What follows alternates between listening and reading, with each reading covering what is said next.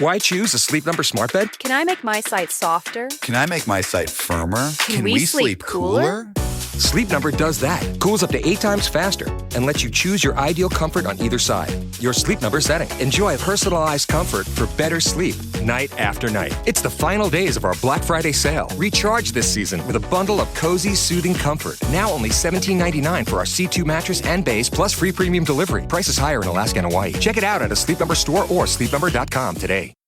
We all know those GLP-1 injections work wonders, but that price tag almost gave me a heart attack when my insurance denied coverage. I was staring at a choice between paying my mortgage or paying for weight loss. Talk about a rock and a hard place. Then I found Elevate Health compounded semaglutide at just $58 with payment plans that don't require a second mortgage. Same medication, same results, but a price that real folks can actually afford. Visit joinelevate.com today. That's JOINELEVATE.com. Your wallet will be as happy as your waistline. This medication is not FDA approved.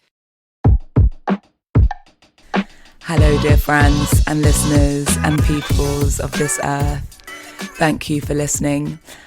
I normally start off my episodes by saying, hello, darlings. Sorry I'm late. I was having a moment. But this next episode is about timelessness. And as I grow and reflect and listen into the ways that time is an illusion and we are always unfolding in exactly the right time, I realized that maybe I might stop saying sorry I'm late, because I'm not actually always sorry. I'm often just, okay, a big truck.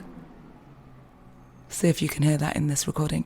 I'm not often late. I'm just on time for the unfolding nature of my life.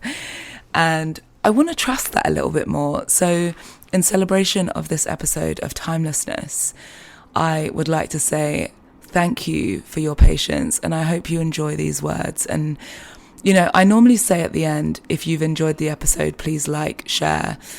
But I'm going to say it now because I really wrote this thinking about almost everyone I know. And I think that a lot of people who listen to this will have someone in mind that they could share it with. And I just really hope that these words sit in a place that, that is comforting or fulfilling. And I would really love to know what you think. I hope you enjoy this. Women, we are timeless. Act like it. Woman King and other things. We take time because we have more time behind us. In a conversation I had with Shingy Shonyua last year, she shared these words and they've never left me. Shingy is an electric performer and a sensational artist. She was my dream guest and my first guest on the podcast because she embodies a knowing and a timelessness that I believe all Black women can benefit from leaning into. I would like to repeat this sentence so it might find another place to rest in our bodies and our hearts and minds. We take time because we have more time behind us. I am moved by the way that sentence acknowledges a truth that we all live and also explains an ancient wisdom that is in our journey.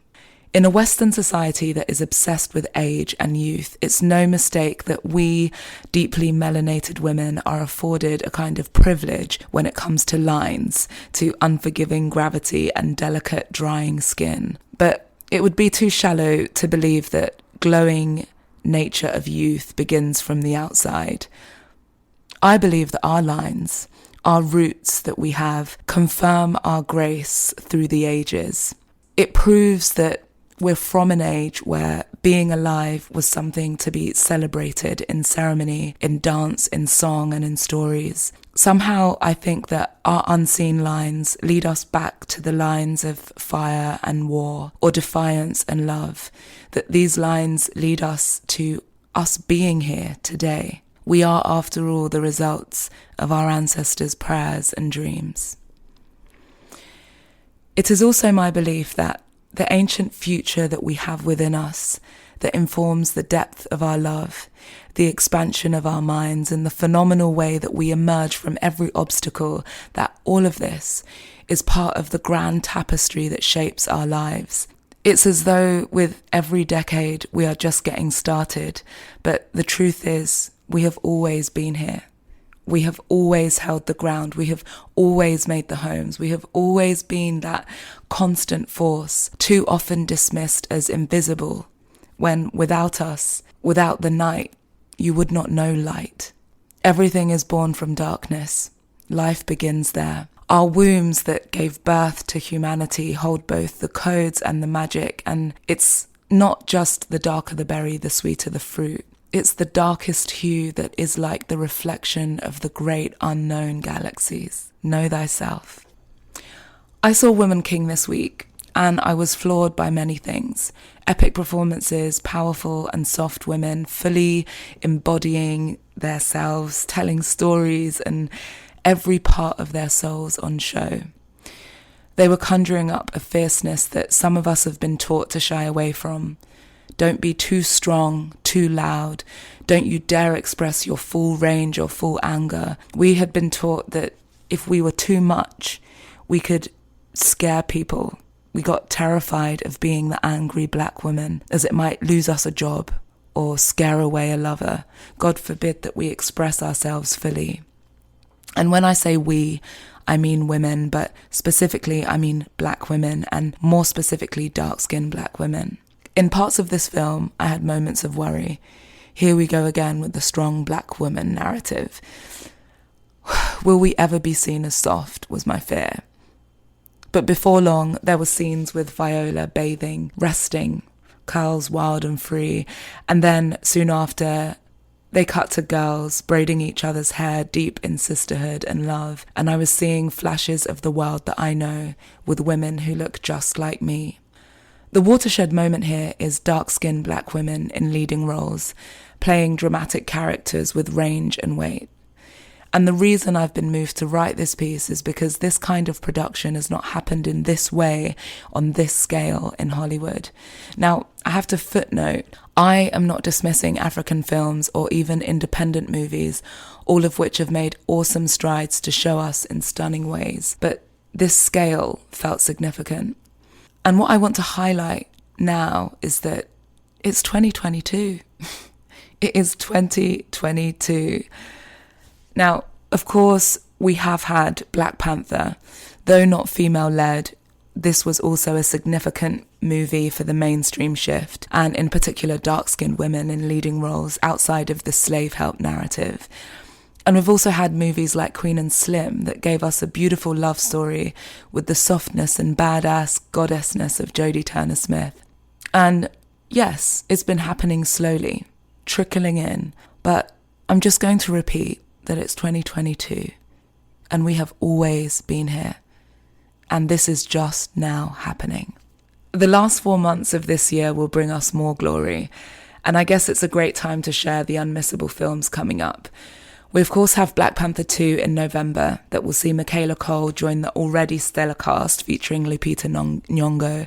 Anna Diop takes on the lead role in Nani, directed by Nikiatu Jusu. And Letitia Wright is giving us double the joy. She is of course in Black Panther 2 and she'll also star in The Silent Twins alongside Tamara Lawrence. There is also I Want to Dance with Somebody, which is the Whitney biopic starring Naomi Aki. And this is just me zooming in on the black women. The bottom line is we are having a moment. And as we celebrate it, I also want to take the time to recognise all the unnamed artists that have been here, who have always been here, who have been knocking on doors and throwing their entire lives into trying, crying, pushing in a time when we literally had no chance, when these scripts were just not getting greenlit. They weren't even being written. And while I'm here, I want to open this up to the models and the painters and the photographers who have persisted when the spaces and places were there for us to see, but there was just no entry. We were continually blocked. And I have to speak on this alongside the breakthroughs because these artists, these people are right here among us, next to you, in me, in bedrooms and boardrooms, in call centres, in front desk offices, in hospitals, and in the myriad of uniforms that we put on. In those shoes are the artists who were also part of this. I said to my friend, I just feel so sad that it's taken all this time and that there are so many talents whose names people might never know. And he turned to me and said, if they did anything, they were successful too. If they just got one gig, one line, if they just did one show, that they are part of this too. And I turned to him and I said, thank you. Thank you for saying that, because I never quite looked at it like that. That if you did anything at all in a time when so much of this did not exist for us, you mattered in a huge way. I wanted to say that for anyone not on this path anymore. How much every artist whose names we now know stands on the shoulders of our elders and our peers who were knocking on the doors before they would open. And what I really want to leave with us, what I really hope that I can embody as much as I preach, is a deep knowing that, one, we are timeless. And if anything I do takes more time, know that the time behind us shapes not just our now, but the ancient future we are building. And that is how we take more time, because we have more time behind us. Thank you. If you are enjoying this podcast, please remember to like, subscribe, and share. And always know that I'm taking my time to ensure that every word, every conversation, every share you receive is right on time.